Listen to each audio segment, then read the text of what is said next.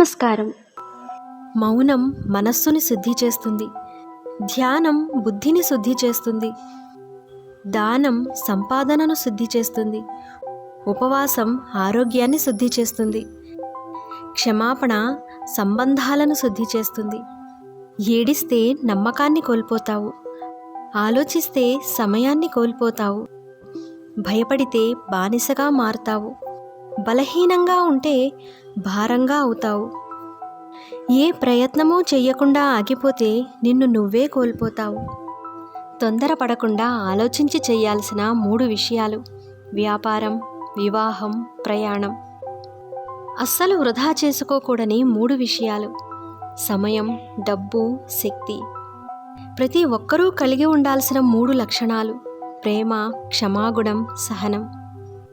ప్రతి ఒక్కరికి తెలియాల్సిన 3 విషయాలు: పరిశుద్ధత, ధైర్యం, మంచితనం. దూరంగా పెట్టవలసిన 3 విషయాలు: అన్యాయం, గర్వం, ద్రోహం. వదిలించుకోవలసిన 3 విషయాలు: సోమరితనం, అధిక ప్రసంగం, తొందరపాటు. విలువ ఇవ్వాల్సిన 3 విషయాలు: జ్ఞానం, సంతోషం, శాంతి. అదుపులో పెట్టుకోవలసిన 3 విషయాలు: మాట, కోపం, కోరిక. ప్రశాంతంగా ఉండాలి అనుకుంటే కొన్ని చూసినా ప్రశ్నించకు, కొన్ని తెలిసినా పట్టించుకోకు, కొన్ని మాట్లాడాల్సి వచ్చినా మాట్లాడకు. అప్పుడే నువ్వు ప్రశాంతంగా ఉండగలవు. అన్నం పెట్టిన వారికి అన్యాయం చేసినా, సాయం చేసిన వారిని మోసం చేసినా, దారి చూపించిన వారికి ద్రోహం చేసినా, నమ్మిన వారిని వంచన చేసినా అది మహాపాతకం. ఈరోజు సంతోషంగా ఉండొచ్చు, కానీ కాలానికి కర్మకు జ్ఞాపకశక్తి చాలా ఎక్కువ. చేసిన దానికి ప్రతిఫలం ఖచ్చితంగా అనుభవించి తీరాల్సిందే. శాడిస్ట్ లక్షణాలు ఉంటే ముఖంలో చిరునవ్వు ఉండదు.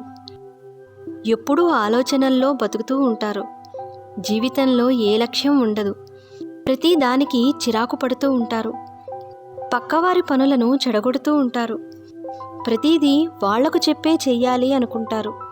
గొడవలో కూడా వాళ్లే గెలవాలి అనుకుంటారు.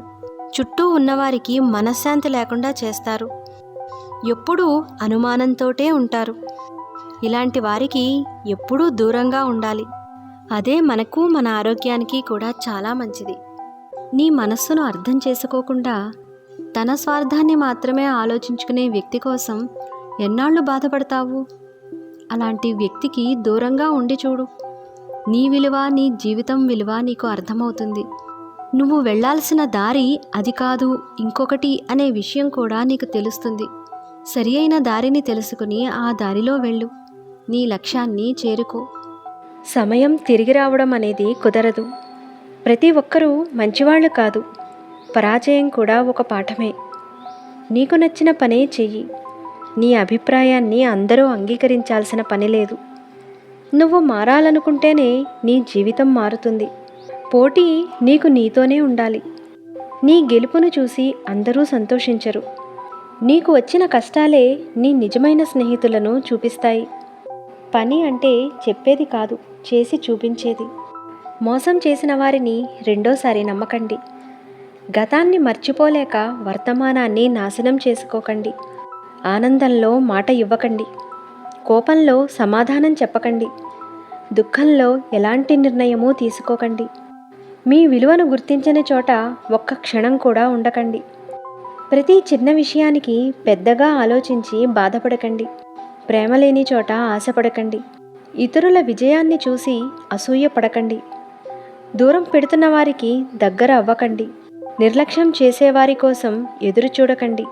భారం అనుకునే వాళ్లతో భావాలను పంచుకోకండి. కష్టపడేవారికే కష్టం విలువ తెలుస్తుంది.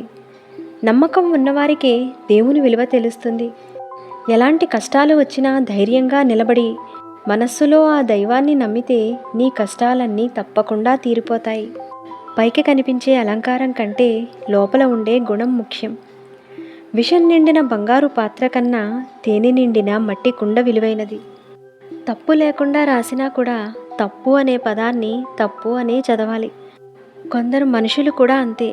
మనం ఎంత నిజాయితీగా ఉన్నా వాళ్ళ దృష్టిలో మనం తప్పుగానే కనిపిస్తాం. ప్రశాంతమైన జీవితం కావాలంటే ఎదుటివారు చెప్పేది విన్నాకే మాట్లాడు. ఎక్కువగా గమనించు, తక్కువగా మాట్లాడు. ఎప్పుడూ నీ ఆరోగ్యానికి ఎక్కువ ప్రాధాన్యత ఇవ్వు. నిరంతరం నేర్చుకోవడం మానేయకు. అహంకారం, వాదించడం, కోపం ఈ 3 అదుపులో ఉంచుకో. జీవితంలో ఖచ్చితంగా గుర్తుపెట్టుకోవాల్సిన 3 విషయాలు: ఎవరినీ ఏమీ అడగకండి, ఎవరినీ నమ్మకండి, ఎవరి మీద ఆధారపడకండి.